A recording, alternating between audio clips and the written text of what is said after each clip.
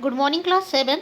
Today we are going to start a new chapter, that is chapter 6, and the name of this chapter is How Things React with One Another. So this chapter has some learning objectives: to know about physical and chemical changes, to know about rusting of iron, and to know about crystallization. So students, open page number 71 in your science book and keep a pencil with you to underline hard words.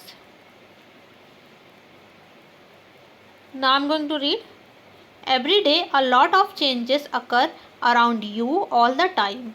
What happens when you keep some ice cubes in a container in the open? The ice cubes change to water.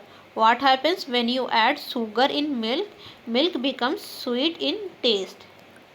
So every day there is a change around you. You must have noticed that if we remove the ice from freezer, it becomes water after some time, and if you add sugar to milk, the milk taste becomes sweet. If you add some curd in warm milk and keep it at room temperature overnight, it changes to curd. Similarly, cooking of food, digestion of food, photosynthesis, rusting of iron, etc. are changes occurring around you. So in the same way, if you add some curd in warm milk after few hours it changes to curd. Similarly, cooking of food, digestion of food, photosynthesis, rusting of iron, etc. are changes occurring around you.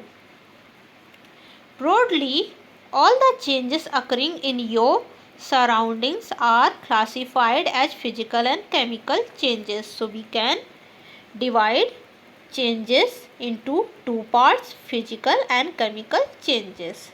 Is that clear? So first, physical change. Here you can read the definition of physical change. The properties such as size, shape, color and state of a substance are called its physical properties. When a substance undergoes a change in its physical properties, that change is said to be a physical change. During a physical change, no new substance is formed. Physical change are generally reversible change. So, a change that occurs only in the physical properties of a matter, such as the size, shape and color and state of the matter, changes.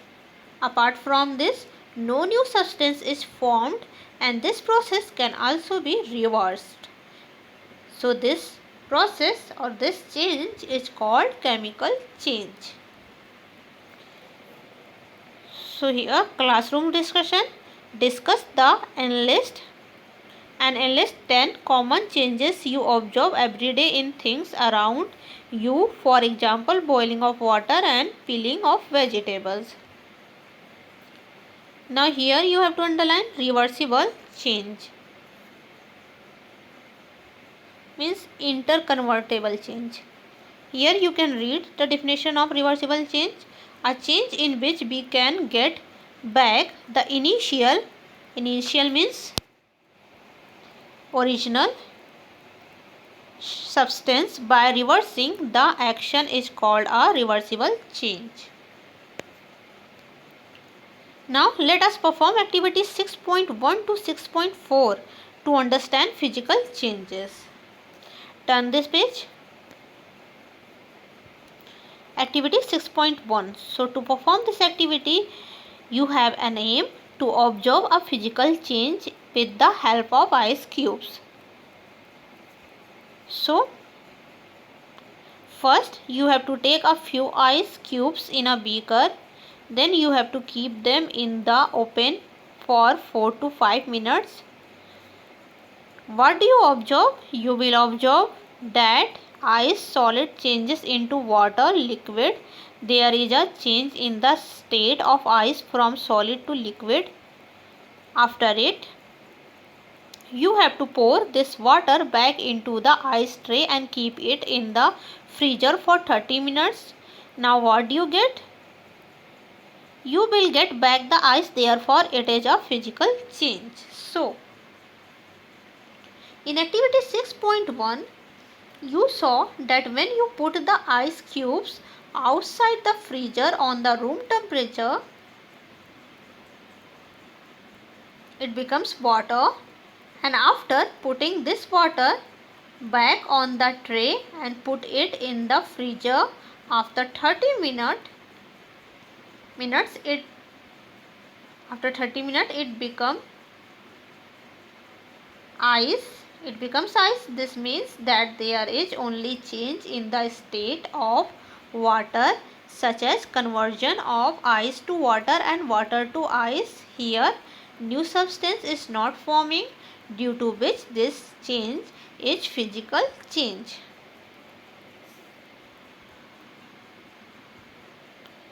Now activity 6.2. To perform this activity, you have an aim to observe a physical change with the help of a sugar solution.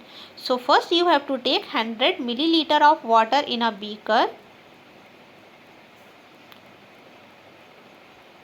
You can take a glass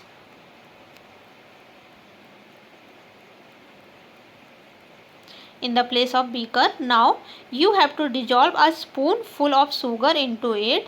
What do you get? You will get a solution of sugar and water. After it, you have to heat this solution over a burner for some time. What do you observe? You will observe that slowly the water evaporates and sugar is left at the bottom. What do you get? You will be able to get back sugar, therefore it is a physical change. So, in activity 6.2, you found that when you added sugar to water, the taste of water became sweet because sugar completely dissolved in water and sugar is not visible to you. But when you boiled this water, the water evaporated from the container or beaker and sugar is left at the bottom. Is that clear? Now activity 6.3. So to perform this activity, you have an aim to observe a physical change with the help of a paper. First you have to take a square piece of paper. You have to draw stars on it, and after it you have to cut these stars along their outlines. Now you have to try to join all the pieces of paper by keeping them on a table. Turn this page. Can you join all the pieces of paper to get back the original piece of paper? You will observe that all the pieces of paper cannot be joined to get back the original piece of paper, but each piece of paper retains the property of a original paper. The size and shape of the paper have changed but not the physical properties, therefore it is a physical change. So in this activity,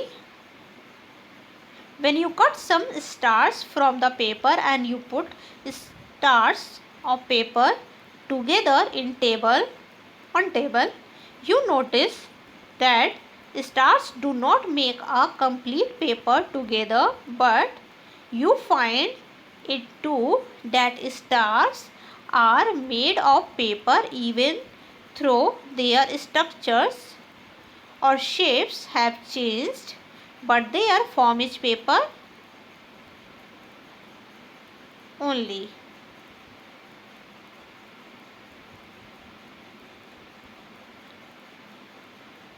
Now activity 6.4. To perform this activity, you have an aim to observe a physical change with the help of chalk dust. first you have to crush some pieces of chalk into dust. Add a little water to it. After it you have to add a little water to it and make a thick paste of grinded chalk. After it you have to roll this paste into the shape of a chalk piece. Keep it under the fan for 30 minutes for drying. You have to keep it under the fan for 30 minutes for drying. What do you get? You will get back the chalk with its original properties. Therefore, it is a physical change. Okay.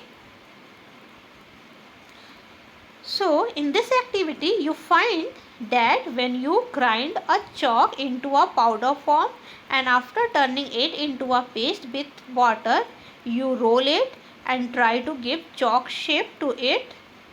So, after drying, it becomes a chalk. This shows that this change is a physical change. So that's all for today, students. In the next class we will see chemical change. So thank you, class.